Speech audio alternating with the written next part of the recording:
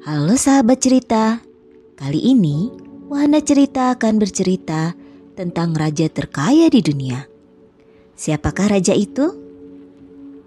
Raja tersebut bernama Mansa Musa. Mansa Musa merupakan raja di daerah Afrika Barat, yaitu tepatnya di Mali. Sosoknya sering disamakan dengan karakter fiksi di Marvel Comics, yaitu Black Panther yang merupakan raja dari Wakanda yang memiliki nama asli T'Challa. Bagaimana kisahnya? Yuk disimak.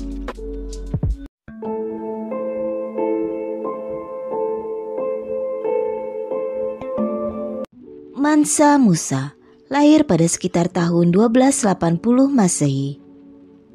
Saudara laki-lakinya yang bernama Mansa Abu Bakar merupakan raja yang berkuasa di Mali hingga tahun 1312 Masehi. Tahta kekuasaan Abu Bakar harus digantikan Mansa Musa ketika ia dinyatakan hilang dalam perjalanan yang dia tempuh melalui laut di Samudra Atlantik. Kepemimpinan Mansa Musa membawa perubahan yang sangat terasa dalam lingkungan kerajaan. Kerajaan Mali yang pada masa kekuasaan Abu Bakar belum terlalu dikenal, di bawah pemerintahan Musa jugalah Mali menjadi kerajaan yang makmur dan tumbuh hingga menjangkau sebagian besar Afrika Barat. Wilayah kekuasaan kerajaan Mali membentang sepanjang 3.128 km dari pantai Atlantik hingga pusat perdagangan pedalaman Timbuktu dan sebagian gurun Sahara. Kekuasaannya juga mencapai hingga ke daerah yang saat ini menjadi negara Senegal, Mauritania, Nigeria, Pantai Gading, Gambia, serta Republik Guinea.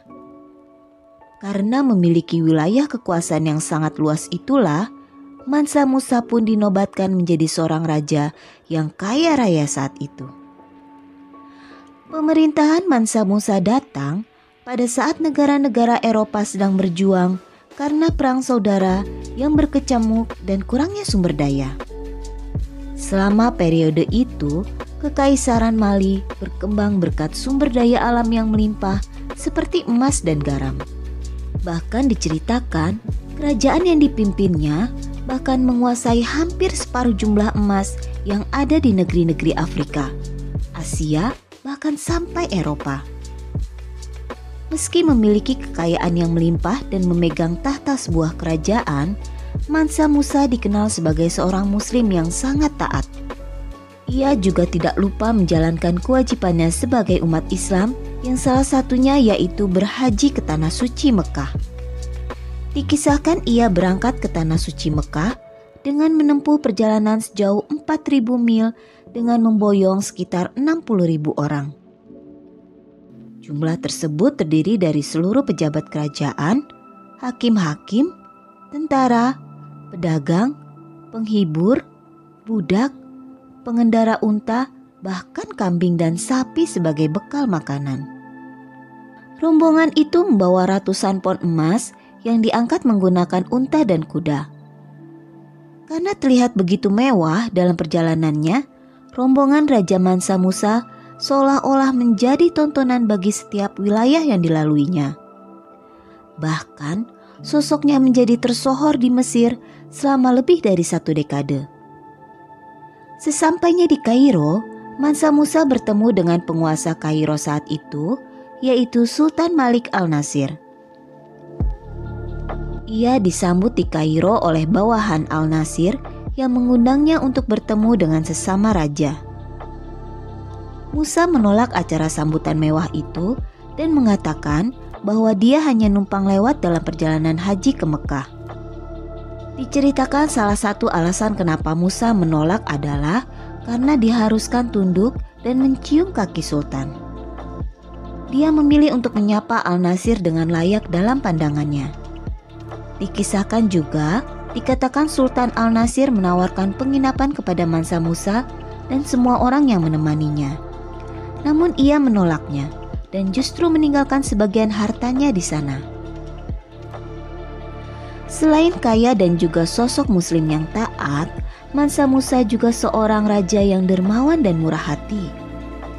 Saat ia dan rombongannya melalui Kairo dari pusat kerajaan hingga kawasan pemukiman miskin, sang raja membagikan hartanya berupa emas dan membeli barang dari pedagang selama di perjalanan. Hal itulah yang membuat dia begitu terkenal dan dihargai. Sampai-sampai muncul istilah banjir emas di kota Kairo lantaran apa yang dilakukan Mansa Musa begitu mencengangkan. Meskipun bermaksud baik, pemberian emas oleh Raja Mansa Musa ternyata malah menurunkan nilai emas di Mesir. Imbasnya, banjir emas tersebut membuat anjlok harga emas di Kairo selama hampir 10 tahun hingga merusak tata perekonomian setempat. Diperkirakan juga di daerah Timur Tengah juga mengalami kerugian ekonomi sebesar 1,1 miliar euro gara-gara harga emas yang jatuh tersebut. Dan perekonomian Mesir mengalami pukulan besar saat itu. Dan butuh waktu 12 tahun bagi ekonomi Mesir untuk pulih.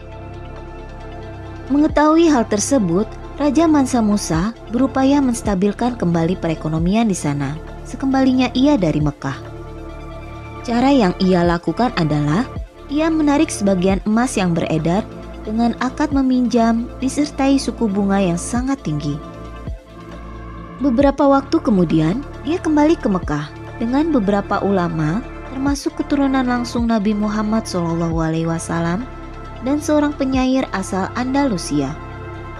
Mansa Musa membayar mereka dengan 200 kg emas, yang jika sekarang diuangkan menjadi sekitar 6,3 juta euro. Di sisi lain, Mansa Musa sangat peduli dengan dunia pendidikan, dengan memberi kesempatan kepada para sastrawan, seniman, arsitek, pustakawan, dan yang lainnya untuk bisa mengakses lebih kebutuhan pendidikan mereka. Banyak bangunan-bangunan seni, sekolah, perpustakaan, dan masjid yang ia bangun selama berkuasa. Mansa Musa yang dicintai banyak orang akhirnya wafat pada usia 57 tahun, sekitar tahun 1337 Masehi. Kerajaan yang ditinggalkannya kemudian diwariskan kepada keturunannya. Akan tetapi, mereka tak mampu mempertahankan kejayaan kerajaan seperti saat dipimpin Mansa Musa. Hingga ketika bangsa Eropa mulai mengekspansi daerah-daerah di Afrika, kerajaan Mali semakin lenyap di telan zaman. Selain itu juga, kisah raja kaya raya yang sangat berjasa itu hanya sedikit diketahui orang di luar Afrika Barat. Begitulah kisah Mansa Musa, raja terkaya di dunia yang hingga saat ini belum ada yang bisa menandingi jumlah kekayaannya. Nantikan kisah menarik lainnya dari Wahana Cerita ya.